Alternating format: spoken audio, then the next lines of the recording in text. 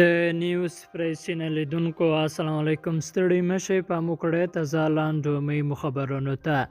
تاجکستان وایي له افغانستان سره پر پوله باید پیاوړی امنیتي کمربند جوړ شي. د مرکزي اسیا هیوادونو د افغانستان په اړه اندېښنه ښودلې ده. د ټولنیز امنیت د شورا غړو د قزاقستان په اړه په جوړه شوې غونډه کې د خبرو پر مهال ویلي چې باید له افغانستان سره پر پوله یو پیاوړی امنیتي کمربند رامنځته شي. په دې غونډه کې د تاجکستان ولسمشر امام علي رحمان ادعا کړې چې د افغانستان په شمالي او شمال ختیځو سیمو کې شاوخوا 6,000 وسلوال فعالیت کوي چې د جمعي امنیت غړو هیوادونو ته خطر جوړولی شي. هغه ویلي چې د روسیې او سیمې د نورو هیوادونو په ګډون باید له افغانستان سره پر پوله یو پیاوړی امنیتي کمربند رامنځته شي څو د هر ډول ګواښ پر وړاندې د غبرګون وړتیا ولري.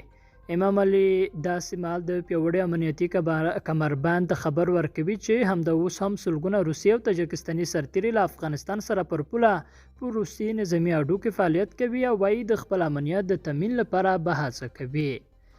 او د قزاقستان ادعا وایي نارامیو کې له افغانستان هم ځینو ډلو لاس درلود. قزاقستان ادعا کړې چې د دغه هیواد په وروستیو نارامیو کې له افغانستان هم ځینو ډلو ټاپلو لاس درلود. د قزاقستان ولسمشر د اروپایي ټولنې له استازو سره په خبرو کې ویلي چې په دغه هیواد کې د یوه ستر ترهګریز برید مخه نیولې ده او په خبره یې دوی د یوه ناورین په مدیریت بریالي شوي دي.